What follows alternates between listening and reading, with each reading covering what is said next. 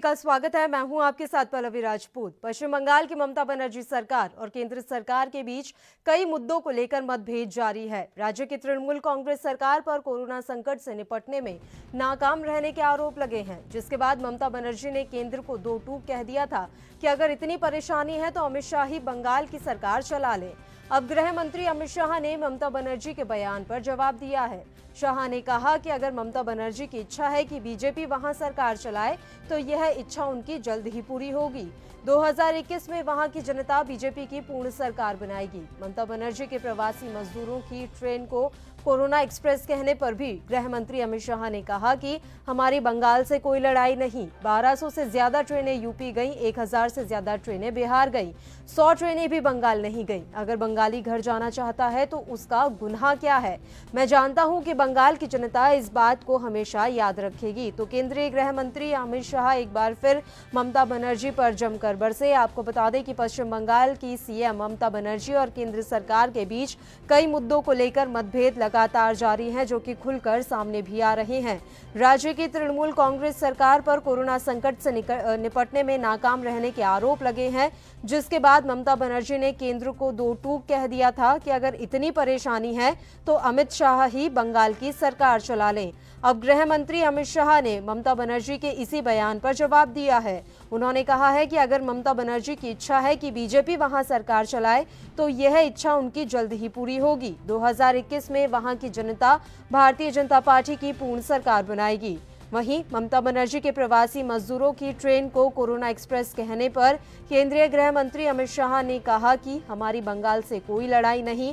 1200 से ज्यादा ट्रेनें यूपी गई, 1000 से ज्यादा ट्रेनें बिहार गई, 100 ट्रेनें भी बंगाल नहीं गई। अगर बंगाली अपने घर जाना चाहते हैं तो इसमें उनका गुनाह क्या है? मैं जानता हूं कि बंगाल की जनता इस बात को हमेशा याद रखेगी और 2021 में जनता बीजेपी की पूर्ण सरकार राज्य में बनाएगी। उन्होंने ये तमाम बातें ममता बनर्जी के एक बयान पर जवाब देते हुए कही हैं। खबर पर ज्यादा जानकारी के साथ हमारे संवाददाता पश्चिम बंगाल से शांतनु बनर्जी इस समय फोन लाइन पर जुड़े हुए हैं। शांतनु, पूरी जानकारी हम आपसे चाहेंगे। ममता बनर्जी ने बयान दिया था कि अगर इतनी परेशानी है तो अमित शाह पश्चिम बंगाल में आकर सरकार चला लें। अब केंद्रीय गृह मंत्री शाह ने उनके इस बयान पर पलटवार किया है। जी देखिए, सबसे बड़ी बात तो अभी फिलहाल पश्चिम बंगाल को जो अगर आप फिनांशियल जो कहेंगे तो फिनांशियल के लिए खुद ममता बनर्जी अभी भी हो सकता है बहुत परेशान में पड़े हैं, क्योंकि आज हम लोग देखा ही घंटों से पहले ममता बनर्जी ने फेसबुक पर एक पत्र भेजा है। उसमें खुद लिखा है कि डिजास्टर फंड के लिए, जो अम्फान तूफान के लिए जो सैकड़ों लोगों ने बर्बाद हो गया, उसका घर भी बर्बाद हो गया, इसके लिए 6250 करोड़ का एक पैकेज बनाया था। लेकिन उसमें से करीब 5 करोड़ अभी हम दे दिया है वही लोगों को जो इफेक्टिव था। तो इसके बाद ममता बनर्जी सिर्फ इसमें मतलब यही वार्ता देना चाहते हैं कि फिलहाल पश्चिम बंगाल का जो परिस्थिति है, अभी परिस्थिति को हम संभाल लेता है, क्योंकि उस जब आप देखिएगा जब प्रधानमंत्री नरेंद्र मोदी जी ने खुद बंगाल में आए थे, जो अम्फान तूफान के दूसरा दिन में जब आए थे, उसमें खुद देखकर गया और देख के जाने के बाद 15,000 करोड़ का एक पैकेज भी दे दिया। लेकिन खुद ममता बनर्जी उसमें संतुष्ट नहीं है, ये ममता बनर्जी सीधा तौर से बोल दिया था। लेकिन उसके बाद भी अभी तक जो मतलब माहौल अभी केंद्र सरकार और राज्य सरकार का बीच चल रहे हैं, फिलहाल आप देखिएगा मुख्यमंत्री खुद बोला है बंगाल में जितना ट्रेन आएगा उसका पूरा खर्चा बंगाल सरकार देगा। अभी तक मतलब जितना, ये तो 1,000 करोड़ रुपया का बात नहीं है, कम से कम अभी आप देखिएगा कोविड-19 पर ममता बनर्जी अभी भी मतलब बहुत बेसमाल हो चुका है, क्योंकि अभी भी घर घर में, मोहल्ले पर, कहीं भी क्षेत्रों पर कोविड-19 का पॉजिटिव आंकड़े भी दिन के दिन बढ़ते जा रहे हैं। इसके लिए लेकिन कहीं ना कहीं शांतनु, ममता घिर तो इसी बात पर रही है ना, जिस तरह से उन्होंने श्रमिक एक्सप्रेस को राज्य में आने नहीं दिया, उसके बाद से ही वो लगातार केंद्र के निशाने पर हैं। जी बिल्कुल बिल्कुल, वही हम कहना चाहते हैं।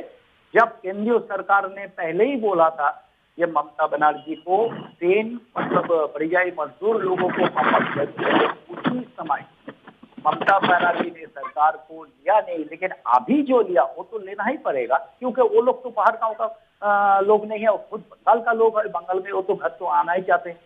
ये तो सबसे बड़ी मुद्दा है। लेकिन फिलहाल अभी इसके बाद सीधा उन्होंने ममता बनर्जी अमित शाह को बोला कि अभी राजनीति करने का समय नहीं है, अगर आप राजनीति करें तो खुद बंगाल को आप संभालिए, तोड़ दीजिएगा, इस बंगाल का जो सरकार है उसको तोड़ दीजिएगा, आप संभालिए बंगाल को।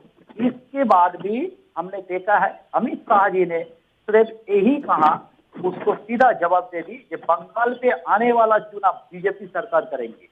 लेकिन जिस तरह से हाल के दिनों में भारतीय जनता पार्टी को पश्चिम बंगाल की इतनी याद सता रही है, उसका तो साफ तौर पर एक ही मतलब दिखता है ना, जो चुनाव आने वाले हैं, बस चुनाव की वजह से भारतीय जनता पार्टी इतनी दिलचस्पी रख रही है पश्चिम बंगाल में। एकदम बिल्कुल वही वही इसीलिए बोल रहे हैं कि खुद अमित शाह इसीलिए ऐसी बात बोला, जो अगर ममता सरकार मतलब वो सरकार नहीं चला सकता है बंगाल के, तो वो कम से कम आने वाला चुनाव में बीजेपी सरकार करेंगे। सामयिक लोगों के साथ दीदी ने जो किया है वो बंगाल के सामयिक लोगों ने याद रखेंगे। श्रमिक स्पेशल को दीदी कोरोना स्पेशल बोल रहा हो, मीडिया के साथ चर्चा में बोली ऐसी अमित शाह ने, तो मतलब इसका जो सबसे बड़ी हकीकत है, जो मतलब फिलहाल अभी जो परिस्थिति है बंगाल की, तो बंगाल की फिलहाल परिस्थिति बेहाल हो चुका है, धीरे धीरे हो रहे हैं।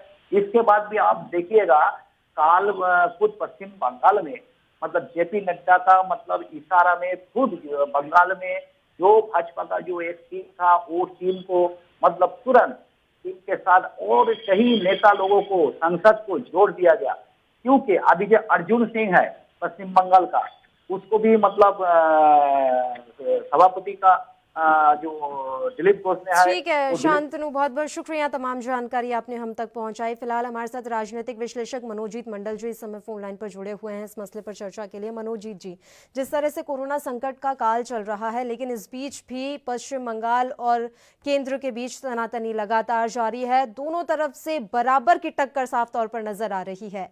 आखिर क्या साबित करने में दोनों लगे हुए हैं? ये तो समझ में आता है भारतीय जनता पार्टी चुनाव की वजह से इतनी दिलचस्पी दिखा रही है, लेकिन ममता बनर्जी भी कम नहीं है, वो भी लगातार हमलावर हो रही हैं। देखिए आपको ये पहले से देखना पड़ेगा कि पहला जो टक्कर क्यों हुआ। ये हुआ क्योंकि वो केंद्र से एक टीम भेज दिया गया था, पूरा एकदम जानकारी नहीं था, ठीक ठाक उन लोगों को एकदम ये कह रहे थे कि बंगाल में इतना सारा कोविड केसेस है और ये छुपाया जा रहा है। वो टीम आ गया, उसी से तनाव शुरू हुआ। लेकिन इससे पहले तो ममता दी और इसके बाद भी तो ममता दी ने हर मीटिंग अटेंड किया प्राइम मिनिस्टर के साथ। लेकिन फिर भी जो पॉलिटिक्स किया गया कोरोना के लेकर, ये बिल्कुल शर्त न किया गया केंद्र की तरफ से, खास करके केंद्र के एक मिनिस्ट्री की तरफ से, वो होम मिनिस्ट्री। और वही होम मिनिस्टर साहब ने काल या परसों दोनों दिनों में हमने देखा कि वे क्या बात कर रहे हैं कि उनके जहन में, उनके मन में अभी कोरोना के खिलाफ कोई फाइट नहीं है। कैसे बंगाल के खिलाफ जारी रहेगा, कैसे मोर्चा ममता दी के खिलाफ जारी रहेगा, कैसे इलेक्शन लड़ेंगे, इसी का तैयार हो रहे हैं। उनका संगठन के बारे में भी देखिए कितना सारा डिसीजन लिया है, लेकिन इन लोगों के पास इससे पूरा साफ होते हैं, पूरा हम लोगों को पता चल जा रहा है। क्योंकि अभी बीजेपी का मकसद है सिर्फ इलेक्शन जीतना और इलेक्शन लड़ना।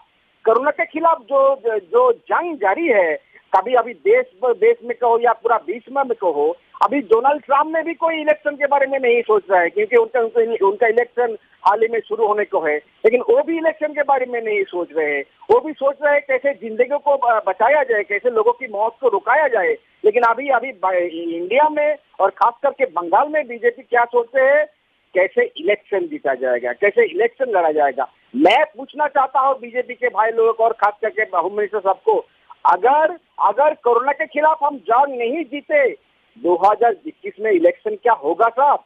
आपको शायद पता है, आपको जरूर मालूम है, क्योंकि अभी अप्रैल में एक इलेक्शन होने को थे बंगाल में, वो भी एक बड़ा इलेक्शन था, कॉर्पोरेशन का इलेक्शन था, 120 कॉर्पोरेशन में इलेक्शन होना चाहिए था, लेकिन नहीं हुआ क्योंकि ये कोरोना के खिलाफ जंग जारी है। इसी तरह के अगर आप कोरोना के खिलाफ जंग में हम नहीं जीतेंगे तो आप छोड़िए 2021 में, 2022 में भी इलेक्शन नहीं होगा। इसी तरह पे चलेगा, इसी तरह पे लोग अगर कोई गैदरिंग नहीं होगा, कोई असेंबली नहीं होगा, कोई कैंपेनिंग नहीं होगा, तो इलेक्शन कैसे होगा?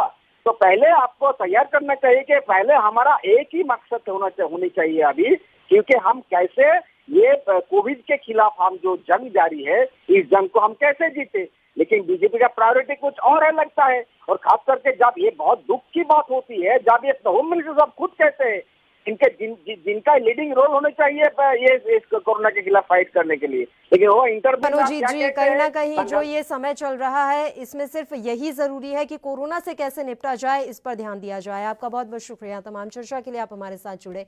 चलिए रुक करते हैं अगली खबर का। बिहार के पटना में मंगलवार को प्रेस कॉन्फ्रेंस कर तेजस्वी यादव ने गोपालगंज में बीजेपी नेता कृष्णा शाही हत्याकांड का एक वीडियो रिलीज किया है। तेजस्वी का आरोप है कि बीजेपी नेता कृष्णा शाही की हत्या जेडीयू विधायक और उनके भाई सतीश पांडे ने ही करवाई थी। उन्होंने दावा किया कि यूपी एसटीएफ ने इस बात की पुष्टि की थी कि सतीश पांडे और पप्पू पांडे की मिलीभगत से कृष्णा शाही के ऊपर AK-47 से हमला कराया गया था। नेता प्रतिपक्ष तेजस्वी यादव ने यह भी कहा है कि जिस अमरेंद्र पांडे उर्फ पप्पू पांडे को नीतीश कुमार बचा रहे हैं, उसी पप्पू पांडे ने नीतीश कुमार के करीबी रहे अखिलेश कुमार जायसवाल से भी रंगदारी मांगी थी। उस वक्त कारोबारी अखिलेश जायसवाल ने खुलकर आरोप लगाए थे। बावजूद इसके आज तक पप्पू पांडे पर कोई कार्रवाई नहीं हुई। तेजस्वी ने यह भी कहा कि गोपालगंज मामले पर अगर सरकार ने SIT का गठन किया है तो जांच का दायरा भी तय करना चाहिए था। नेता प्रतिपक्ष ने कहा कि जब अपराधियों को सत्ता संरक्षण प्राप्त हो तो उनका मनोबल बढ़ता ही है। उन्होंने कहा कि पुलिस पप्पू पांडे का 3 महीने का कॉल डिटेल निकाल कर तहकीकात करे, लेकिन इस मामले पर तो बिहार के DGP गुप्तेश्वर पांडे कुछ बोल ही नहीं रहे हैं। क्या आरोपी विधायक से सरेंडर कराने के लिए सरकार शुभ मुहूर्त देख रही है? इसी के अगर साथ साथ अगर हम लोग आएंगे तो उसमें कृष्णा शाही जी की भी जो हत्या हुई थी, हालांकि वो वीडियो हम नहीं दिखा रहे हैं क्योंकि काफी वायरल हो गया, आप लोगों के भी पास होगा। लेकिन आप देखिएगा, धमकी देना, रंगदारी वसूल करना और एक ही ट्रेंड से, एक ही तरीके से जो है अपराध किया जाता है। पहले धमकी दी जाती है और फिर बाद में बाइक सवार जो है आते हैं और गोलियों से भूनने का काम करते हैं। और अगर इन्वेस्टिगेशन की अगर बात की जाए तो इन्वेस्टिगेशन जो है पता नहीं कहां मरा पड़ा है। मतलब कि साफ साफ जो है अब तक कोई गिरफ्तारी नहीं। अलग अलग साल के जो है FIRs है, नाम दर्ज है, साक्ष्य है, सब चीजें हैं, लेकिन गिरफ्तार नहीं होती। खबर पर ज्यादा जानकारी के साथ हमारे संवाददाता अखिलेश झा इस समय फोन लाइन पर जुड़े हुए हैं। अखिलेश, पूरी जानकारी हम आपसे चाहेंगे। आज तेजस्वी यादव ने कई बड़े आरोप लगाए हैं, लेकिन अभी भी जेडीयू की तरफ से चुप्पी साधी हुई है। आखिर वजह क्या है?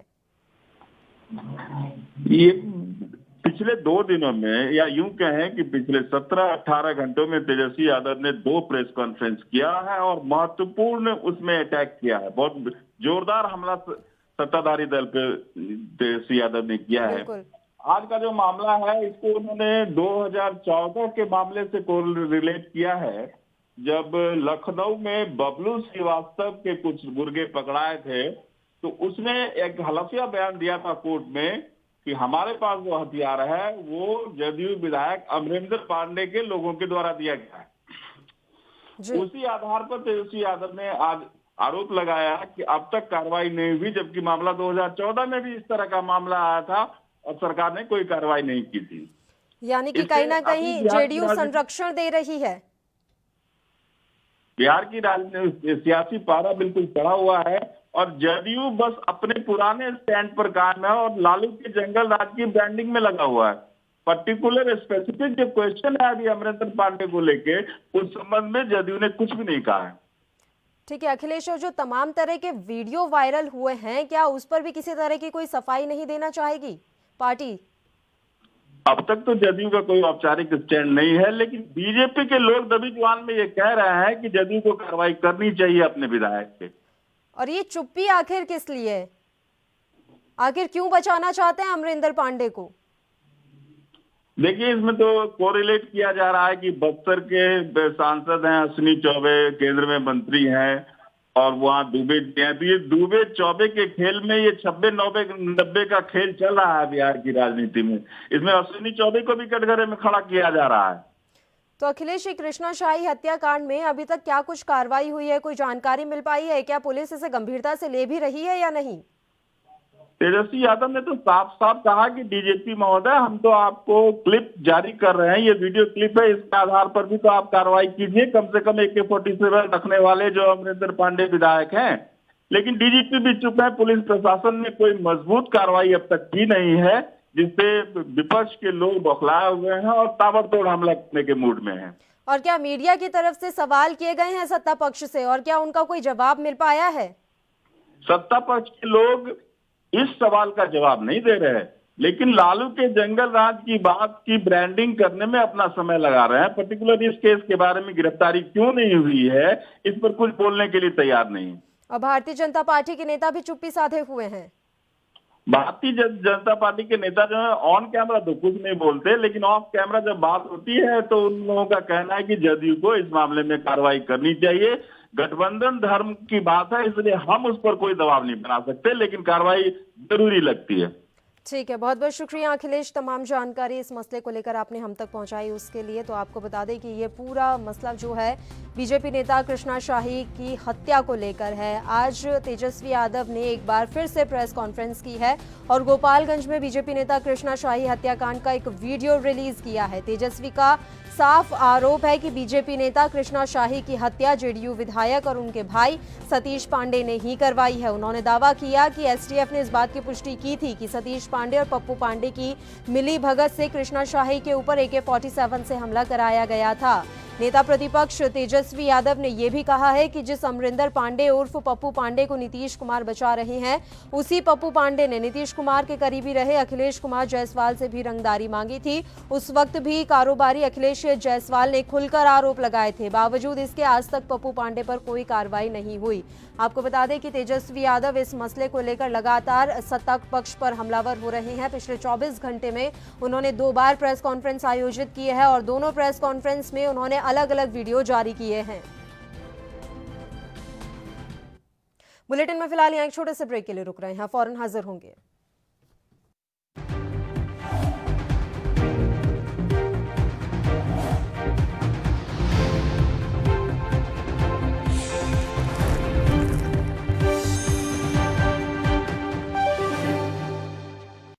वो अपना इतिहास देखो पंजाब का। फतेह का मतलब जितना, फतेह का मतलब ये है कि जिहड़ी ये बीमारी आई है ਇਹਦੇ ਤੇ ਅਸੀਂ ਕਾਬੂ ਪਾਉਣੀ, ਉਹ ਸਾਡੀ ਫਤਿਹ ਹੋ। ਔਰ ਪੰਜਾਬ ਨੂੰ ਸਹੀ ਰੱਖਣਾ, ਉਹ ਫਤਿਹ ਹੈ ਸਾਡੀ। ਸਾਡੇ ਲੋਕ ਖੁਸ਼ੀ ਰਹਿਣ, ਸੁਖੀ ਰਹਿਣ, ਉਹ ਫਤਿਹ ਹੈ ਸਾਡੀ। ਇਹ ਨਾ ਸਮਝੋ ਕਿ ਲੜਾਈ ਮੁੱਕੀ ਆ ਰਹੀ, ਤਾਂ ਹਾਲੇ ਚੱਲਣੀ ਹੈ, ਬੜੀ ਦੇਰ ਚੱਲਣੀ ਹੈ। ਜੋ ਤੁਹਾਨੂੰ ਦੱਸਿਆ ਗਿਆ ਹੈ ਸੋਸ਼ਲ ਡਿਸਟੈਂਸਿੰਗ ਬਾਰੇ, ਹੱਥ ਧੋਣ ਬਾਰੇ, ਮਾਸਕ ਪਾਉਣ ਬਾਰੇ, ਇਹ ਤੁਸੀਂ ਆਪਣਾ ਰੱਖੋ, ਜਿਹਦੇ ਨਾਲ ਤੁਸੀਂ ਆਪਣੇ ਪੰਜਾਬ ਦੇ ਵਿੱਚ ਫਤਿਹ ਲਿਆ ਸਕਦੇ ਹੋ। ਫਤਿਹ ਹੋ ਪੰਜਾਬੀਆਂ, ਫਿਰ ਫਤਿਹ ਹੋਊਗੀ। ਫਤਿਹ ਹੋ ਪੰਜਾਬੀਆਂ, ਫਿਰ ਫਤਿਹ ਹੋਊਗੀ। ਫਤਿਹ ਹੋ ਪੰਜਾਬੀਆਂ, ਫਿਰ ਫਤਿਹ ਹੋਊਗੀ।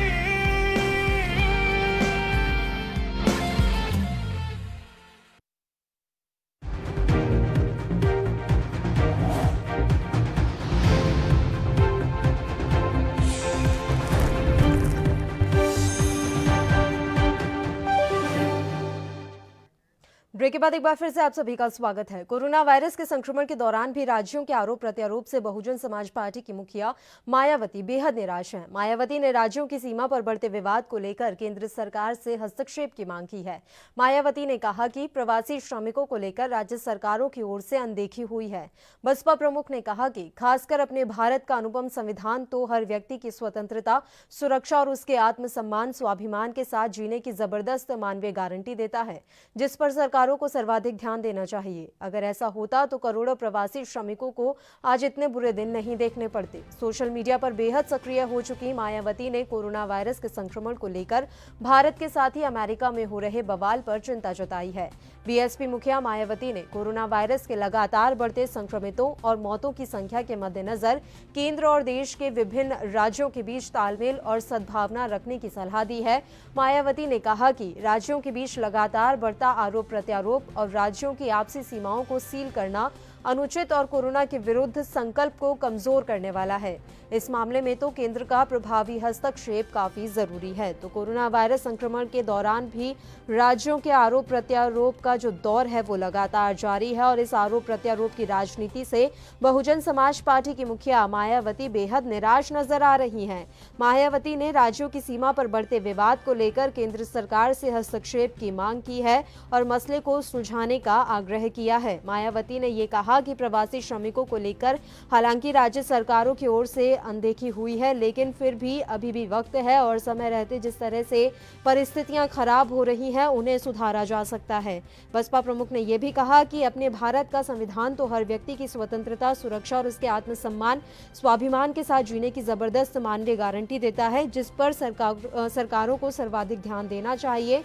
अगर ऐसा होता तो करोड़ों प्रवासी श्रमिकों को आज इतने बुरे दिन नहीं देखने पड़ते। मायावती ने यह भी कहा कि सीमाओं को सील किया जाना वाकई में काफ़ी अनुचित है और इसके लिए उन्होंने केंद्र सरकार से आग्रह किया है कि वो इस मसले पर ध्यान दे और जितना ज़रूरी है उतना हस्तक्षेप अवश्य करे। आपको बता दें कि मायावती इन दिनों सोशल मीडिया पर ज़बरदस्त एक्टिव हैं। वो लगातार ट्वीट के जरिए जो भी देश में हो रहा है उस पर अपनी प्रतिक्रिया ज़रूर दे रही हैं। मसले पर चर्चा के लिए बीएसपी के प्रवक्ता अरविंद वर्मा जी इस समय फोन लाइन पर जुड़े हुए हैं। अरविंद जी, मैं आपसे जानना चाहूंगी, मायावती आजकल इन दिनों सोशल मीडिया पर काफी एक्टिव हैं, इसे हम किस तरह से देखें? हाँ, मैं पहले तो आप लोगों का सभी का धन्यवाद कहूंगा कि आप इतने अहम मुद्दों को बीएसपी की तरफ से इतने जोर शोर से उठा रहे हैं और जनमानस की आवाज जन जन तक पहुंचाना चाह रहे हैं। इसके लिए मैं आपका पहले आभार व्यक्त करूंगा जी। और मैं ये बात कहना चाहूंगा कि बिल्कुल आपने सही बात कही कि जो बहन जी जिस तरीके से कहे प्रवासी मजदूर जो इस देश की रीढ़ है, जो निर्माण करता है, और आज वही निर्माण करने वाला व्यक्ति जो सब शहरों को बनाता है, बड़ी बड़ी बिल्डिंगें बनाता है, वही व्यक्ति आज अपने घर जाने को आतुर है, लाचार है और परेशान है, रोड पर दम तोड़ रहा है। और अब साथ में बात ये आ रही है कि सभी स्टेट गवर्नमेंट कह रही है कि हम अपने हिसाब से अपनी प्रदेश की सीमाओं को सुरक्षित रखेंगे, आने देंगे, नहीं आने देंगे। इस पर भी सवाल खड़ा है और इस पर बहुत गहनी चिंतन ये है कि अगर माना मैं आज उत्तराखंड में हूँ या उत्तर प्रदेश में हूँ, मुझे पंजाब जाना है या मुझे बिहार जाना है या मध्य प्रदेश जाना है, तो बिना राज्य सरकार की अनुमति के मैं उनकी सीमाओं में सील नहीं कर सकता, जबकि मेरा अपना पैतृक घर, मेरी अपनी जर जमीन, जहां मैं पैदा हुआ हूँ, जहां मेरे को मरने का अधिकार है, जो मेरा एक कॉन्स्टिट्यूशनल राइट भी है। और अनुच्छेद आप 19 से लेंगे अनुच्छेद 21 और 22 तक यही कहता है फ्रीडम, कि मैं कहीं भी भारतवर्ष में आ जा सकता हूँ, मैं कोई भी व्यवसाय कर सकता हूँ, वैध रूप से कहीं रह सकता हूँ, ये मेरा अपना फ्रीडम है। तो कहीं ना कहीं कोविड-19 में जो राज्य सरकारें ये बड़ा निर्णय लेने जा रही है कि एक आदमी को दूसरी सीमाओं में, दूसरे प्रदेश की सीमाओं में यदि एंट्री करनी होगी तो प्रदेश सरकार उसको तय करेगी कि वो आ सकता है या नहीं, ये बॉर्डर सील हो जाएंगे। तो ये लेकिन अरविंद जी, जिस तरह से कोरोना का संक्रमण लगातार बढ़ रहा है, तो क्या राज्य सरकारों के लिए चिंता का विषय नहीं है? क्योंकि अगर आप हरियाणा के हालात देखें तो वहां ज्यादातर दिल्ली से आए लोग ही कोरोना संक्रमित हैं।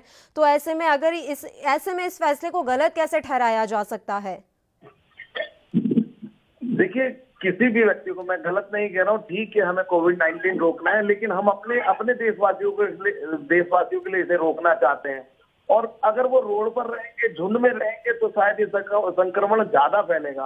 और यदि वो अपने घर तक सुरक्षित पहुंच जाएंगे, अगर माना एक बार के लिए मान के ले जाए उनमें संक्रमण है, तो उनका इलाज किया जा सकता है, उनको घर पर क्वारंटाइन किया जा सकता है, कुछ व्यवस्था की जा सकती है। तो रोड पर रहकर किसी ना तो मजदूर का भला है, ना हमारे इस देश का भला है।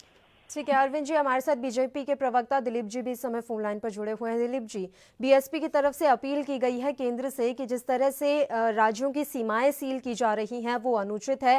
प्रवासी श्रमिक इसको लेकर परेशान हो रहे हैं, राज्यों के बीच आरोप प्रत्यारोप का दौर चल रहा है।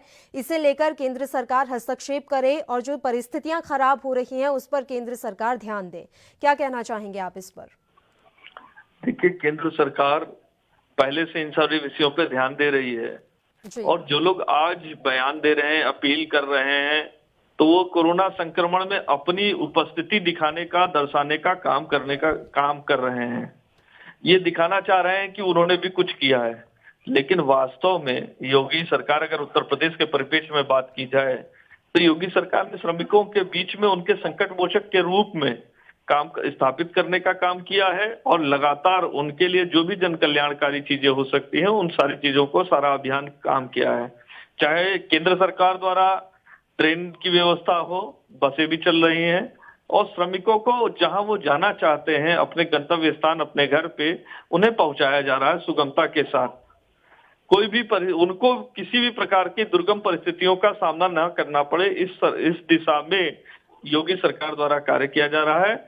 और अच्छी बात है, सकारात्मक बात अगर उनके मायावती जी के जेहन में है कि कुछ बातें और अच्छी हो सकती हैं तो उन्हें केंद्र सरकार को बताना चाहिए।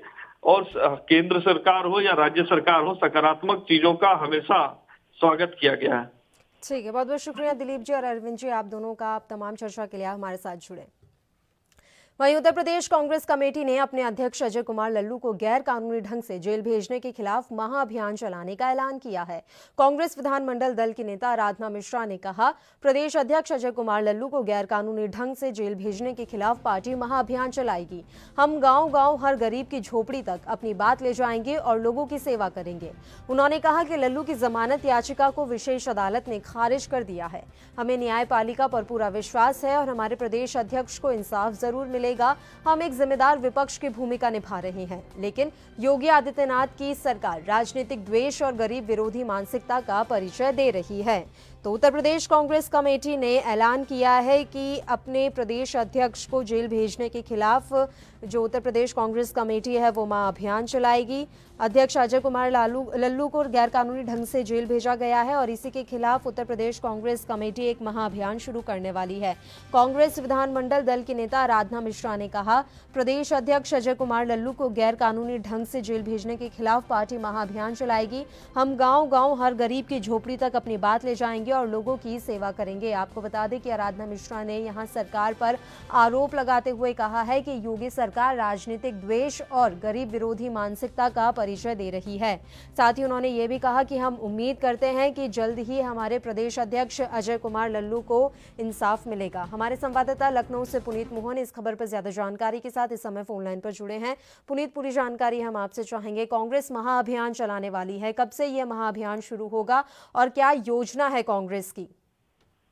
देखिए, सीधे तौर पे जिस तरीके से बसों के मुद्दे को लेकर और उसके बाद अजय कुमार लल्लू को सीधे तौर पर गिरफ्तार कर जेल भेजा गया है और अभी तक उनकी जमानत नहीं हो पाई है। लगातार जमानत के लिए कांग्रेस प्रयासरत है, लेकिन जमानत नहीं हो पा रही है और कांग्रेस का आरोप है उत्तर प्रदेश सरकार पर कि केस डायरी वो कोर्ट में प्रस्तुत नहीं कर रहे हैं। साजिशन गया है, वो गरीबों की मदद करने के लिए गए थे।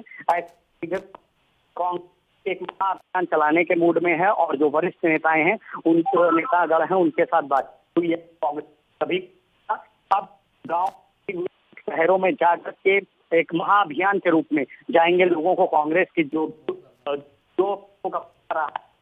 है वो सीधे तौर पे लोगों को बताएंगे, भाजपा सरकार की कमियां बताएंगे और एक महाअभियान चलेगा जो लल्लू की रिहाई के लिए होगा। जगह जगह उसके लेकर के प्रदर्शन होंगे। जी ठीक है, बहुत बहुत शुक्रिया पुनीत तमाम जानकारी हम तक पहुंचाने के लिए। तो अब यूपी कांग्रेस कमेटी जो है महाअभियान चलाने वाली है। प्रदेश अध्यक्ष अजय कुमार लल्लू की गिरफ्तारी के विरोध में ये महाअभियान चलाया जाएगा।